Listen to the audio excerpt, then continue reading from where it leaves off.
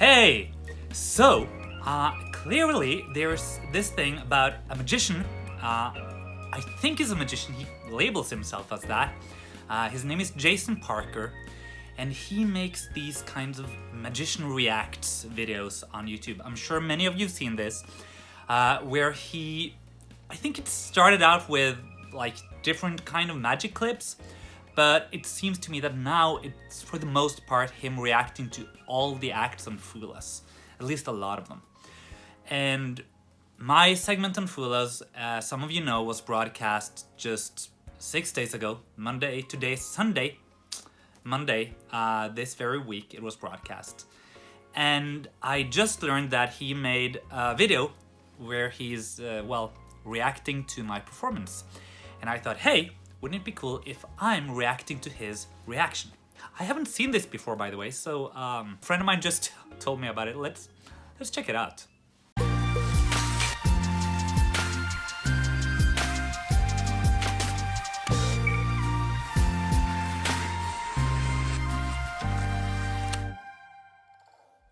Hello everybody, my name is Jason Parker and welcome back to this channel about magic! And today I would like to introduce you to the inaugural, first ever episode of a brand new segment that I just imagined 5 minutes ago called Random Questions for You and Me. And to kick things off, our first question. If you could only speak one word today, what would you say? Comment below. I have no idea. And in today's reaction, we're looking at Hedné, a magician from Norway. It looks like he's going to be doing some kind of card magic. Let's just go ahead and hop right into the reaction. I'm Hedné from Norway. Ever since I was young, I had two passions, music and magic. So now I work as a choir conductor with one of the top female choirs in Norway. My local newspaper did a piece on me a few years ago. They labeled me hjernedirigent, to a brain conductor, because I have a master's in experimental psychology. I published a scientific paper on intuition in problem solving where we used magic tricks. Knowing psychology has been quite an advantage because it helps me steer you towards the decisions I want you to make without realizing it. In Norway, it's quite a small magic community, but a lot of us work together really tight. Norwegians tend to be somewhat reserved, but I have some tricks up my sleeve. So I just want to mention briefly that this is actually, even though this was aired almost a week ago, tell you the truth, I haven't seen the entire segment of my Fool Us performance yet. So this will actually be the first time I'm not only seeing his reactions to it, but also the first time I'm seeing myself or the entire segment, which is kind of weird and feels kind of strange, letting you all see my reaction to myself and to his reaction. Anyway, let's go on. With a randomly selected member of our studio audience, please welcome Norway's Hedné. Yes, thank you. And thank you both so much for joining me. You know, as a magician, I sometimes have to just trust my gut instinct or intuition. But I wonder, for you, do you trust your intuition, Alison? Yes. Perfect, so you'll be great for this. Could you please just think of any of the 4 suits in a deck of cards, okay? Don't let me influence you, but just follow your... A heart. And you, sir, would you please think of a value to go with her suit? Okay, Sure. Just keep those in mind for now, and let me show you something. This is a deck of marked cards. Now, Okay, so it seems they added some music to this. Cool. This act does not really feature music, but that's cool. I like it. Now, I'm telling you that it's marked because, you can see it. The cards are marked on the back with numbers from 1 through 52. I did that. Actually, a friend of mine did that, but details. My handwriting is terrible. They're marked on the front as well, you see, as per usual. The factory did that. Now, Alison, what suit are you thinking of? Clubs. Clubs, okay. And your value, sir? 10. 10. So the 10 of clubs. Okay. You don't want to change your mind or anything like that. Alright, I got a couple thoughts so far. Number one, way back in his intro reel, I was thinking, wow, Norway is so beautiful. There was a scene of him overlooking this big view. And in fact, Norway is one of the countries I've never been to yet. What about you? Have you been to Norway? Tell me about how beautiful it is below. I have been to Norway. I am from Norway, and yes, it is really beautiful. Just take a look here, or here, or here. That should get some tourists for the next year, hopefully. Let's go on. Second thing, I like his purple suit. Purple is my favorite color. Mine Third, too. I love the back design. Look at those cards just glowing red. It's so cool. I'm curious if these magicians create the concept for the back design themselves or if it's helped imagined by the producers of the show. Actually, the back design is entirely done by the producers, at least for my segment or performance. Fourth thing, I think we're on 4 now. That's cool he studied psychology so much so he can apply it to magic. And just now I was kind of thinking like he had Allison make a selection, he had this other guy make a selection. So it seems like 2 random selections have been made, but actually it's just 1. It's just a card. But it feels even more fair, you know, because one person picked one part, one person picked another part. He's already playing mind games with us. I am. Or maybe I'm just thinking too much. Back to the act. I'm good. I have to say, I do not envy those closest to you. Sorry, I'll tell you why. I'll tell you why. Because later tonight, in the middle of the night, you'll wake up kicking yourself, screaming, "Why didn't I say anything but the clubs or the 10?" But hey, that's your life. Okay. Now, we also need a number, so Allison, would you please just call out any random number, whatever feels right, from 1 through 52? Oh, 33. 33! Perfect. You don't want to change your mind or anything like that. Nope. Again, I do not envy those closest to you. They're used to it, so it's fine. Yeah, but it's not just gonna happen tonight, because the next night as well, you'll wake up kicking yourself, screaming, "Why didn't I change my mind?" Yeah. So the 10 of clubs, let's start here. The 10 of clubs, right there. Yes. And as you can see, that's the only 10 of clubs in the entire deck. And then we had the number 33, right? Okay, 33, so... let's see here. Oh, there we go, 33. So, using your intuition, the 2 of you have created this unique snapshot right here. Had any of you done anything different, this would never exist. Yeah. Seems pretty fair. Okay, I should explain. Earlier, I used my intuition.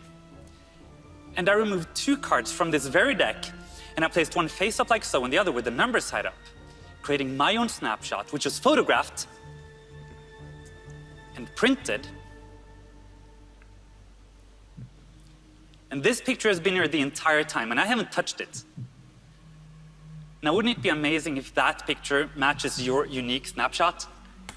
By the way, this is kind of random, but I'm always impressed when I see how well foreigners speak English. I mean, he said he's from Norway, right? So English wasn't his first language, but look at him. I mean, he's speaking better than most people could on stage. I guess admittedly, he's crafted this script and he's probably rehearsed it a lot. But still, to me, it's just very impressive because I started with English, I learned a little bit of Spanish, and I could only dream of speaking a second or third language as well as he is speaking it right now. I know that's totally not related to the magic trick. As far as the magic trick, this is kind of what's known to magicians as any card at any number. That's the name for this type of effect, of which there could be a million different variations. Here, he didn't actually count down to that numbered position. He actually has 2 cards, so it's a little bit different.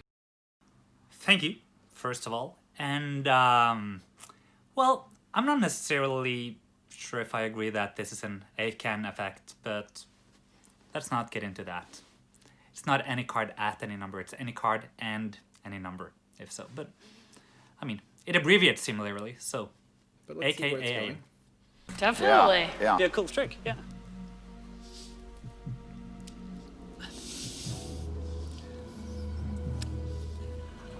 I mean, Almost. the more astute amongst you have, though, probably observed that there is one more thing that's sort of off here, because this should actually be facing upwards, and this should be with the number side up. So then it would all look like Wow. this. Very nice. Thank you so much, and thank you for coming on. Wow! Ladies and gentlemen, Hedné! That was really interesting. That was very impressive. So have you always done close-up magic? For a while, I actually went on to do illusions, but I realized that lugging them around is really, really hard work. And this, and mind reading, which is what I do the most, is only requires this. So as long as I have this, I'm good to go. Yeah. And so you're like a huge deal in Norway. Not at all. I mean, You'll have to ask the other Norwegians about that. I know one, and I asked, and yes. Oh, okay, thanks. Yeah. A couple of years ago, I went on the Norwegian Magic Championship, and I won the first prize in stage magic. So I'm still the reigning champion in stage magic in Norway. That's amazing. That's kind of cool. Thanks. Yeah. All right, well, let's see if you get to take a Foolish trophy home to Norway. All right, let me give you my thoughts before we hear from Penn and Teller. So, even before we hear him, I just want to say that that was a really short interview, and that's usually how it's done. So, for Fulas, I think Penn and Teller talked to close about 15 minutes, something like that. And as you can see, the interview here with Allison is so short, so condensed. There was a lot of stuff to talk about, or sort of that we just had to chat about, whilst Penn and Teller were discussing how the trick was done. But let's see what Jason is saying as well. So first off, that's funny that he said he was doing big illusions, and then he realized if he's doing mentalism and close-up magic, he can just have a small container in his brain to perform anywhere. In fact, that's what a lot of magicians get started doing, myself included. You enjoy doing cards and close-up magic because A, it doesn't require a huge investment in some contraption to put up on stage. B, you don't have to have anywhere to store it. And C, I actually like close-up magic better. To me, it's more impossible because it's right in front of your face, rather than way up there on stage. Second point, it's interesting that he did this stage magic and now he's doing close-up because it probably makes him a more well-rounded performer. He knows how to command the stage. He's got that experience. I'm sure that all close-up magicians could benefit from having some performance time on the stage as well. Thirdly, about the magic trick, well, that was really cool. That was very, kind of has my head hurting. But when you think about it, the selection that they made wasn't part of his reveal. He had that photograph sitting there the whole time, and the selections that they made, those selections were not on the card, the photograph. So actually, I think I have some kind of idea now about this, even though it was really kind of like a brain punch at the beginning. Now that I had a chance to think back on it a little more, I think I understand why his smooth performance was so rough on my brain. Anyways, let's hear what Penn and Teller have got to say. So, thank you for that, and thank you for calling my performance smooth. I do appreciate that. I should tell you that there was no roughness involved, though. Not even in your brain. So, but hey, almost, perhaps. Also, yeah, just regarding that, thank you. And, there's so much, I think, for close-up magicians in general to learn from doing stage work and even illusions.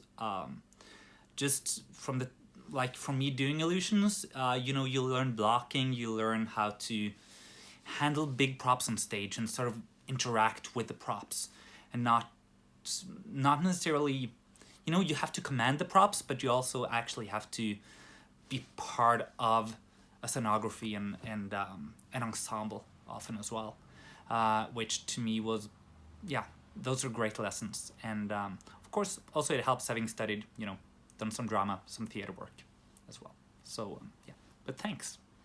Gentlemen. Wow, what a really beautiful trick. Thanks. Before I get to any of the code words or any of that, I want to talk abstractly about a real... I just have to say, I still remember Penn saying exactly that. That's been with me since we taped it. Let's go on.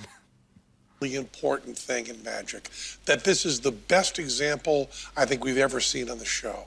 And that is that people try to figure out the trick that they saw, not the trick that you did.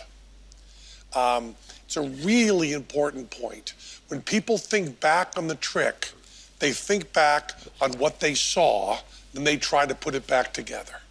And when we first saw that afterwards, the trick that we saw, we could not figure out. It was impossible. And the brilliant thing about this routine is that you made us see a trick that didn't actually happen. And it's amazing because the props are still laid out there. It's all crystal clear, nothing is gimmicked, totally clean, and the story is laid out there, but the story you gave us is a different story than the one we remember. And Teller and I had to walk all the way back and say, what the hell did he really do? Because what everybody in the world thinks you did and what you actually did are two different things, very thinly separated, but one is impossible to figure out, and the other one, we think we did. Did that make sense to you? Did. So they saw through your trick? They saw through me. Through the veil. Yeah. All right. Thank you, though. Thank you so much, and thank you for having me. Sure. Hedné! All right, now I'll go ahead and give you my closing thoughts. First off, Yeah, that was it. Well, we should also check his closing thoughts. I'm curious what he has to say. that was really cool the way that Penn was describing the situation. Because in Magic, basically when a spectator goes back and thinks about what you just did, the only thing they're experiencing is what's in their memory. That's where the magic lives, is in their mind. Especially when you're not doing magic on video, when it's real life magic. You can't just rewind it and play it again. You have to think back and be like, wait, he did this and then that and then... And it's funny, Hedné mentioned that he studies psychology because I do feel like he was using his knowledge of how the human brain works. I'm pretty sure what Penn was talking about is that as Hedné was performing, he's building up this entire narrative of like, you make a free selection, you make a free selection, we take those cards out, and look, I predicted it. But that's not actually what happened, you know, because those cards did not match the photograph he had. Only when he flipped the cards over did they match. But Hedné puts so much emphasis and focus on the whole first part that when your brain tries to reconstruct, that's what it's really thinking about. So yeah, I thought that was very clever. You get this kind of thing happening in Magic, but he really leveraged that aspect. So I've got to say that was a very intelligent performance and very enjoyable to watch. As far as Penn's code talk, I heard him saying something about crystal clear. I don't know what that would mean. Maybe it wasn't a code word. And then he said there are no gimmicks up there on the table. And I don't know about that. Maybe at the end of the performance, what was left on the table was not gimmicked. Maybe that's how he justifies that statement. But the one thing that was clear when Penn was talking about... Let me just say that I never changed anything on the table, but maybe Penn defines gimmicks as... Well, let's not get into details, but I can see Jason Parker's point here. I can. Thinly or thin something. Well, I don't want to expose this either. I like to protect the art of magic and just talk a little bit about it and somehow go in this gray area in between. So to speak in my own code, I could say, have you ever been to London and ridden on one of those double-decker buses, those red buses? Have you ever taken a tour through the city? If you have, you may have noticed that the cards he's using are not the normal bicycle brand. They're a different brand. And I think that's my best code talk that could relate to Penn's code talk. But at any rate, I thought it was an amazing performance by Hedné. Really enjoyed it, and I enjoyed how he crafted the whole routine. Leave a comment below. How did you enjoy Hedné's performance? Thank you! And yes, I have been to London. I do love the city. I rarely take the bus there, but those buses are great. And it's almost like you can, you know, if you have a field down one day or something and you go to London, it's almost like if you rise from the ashes, you know, just by getting the energy from the city.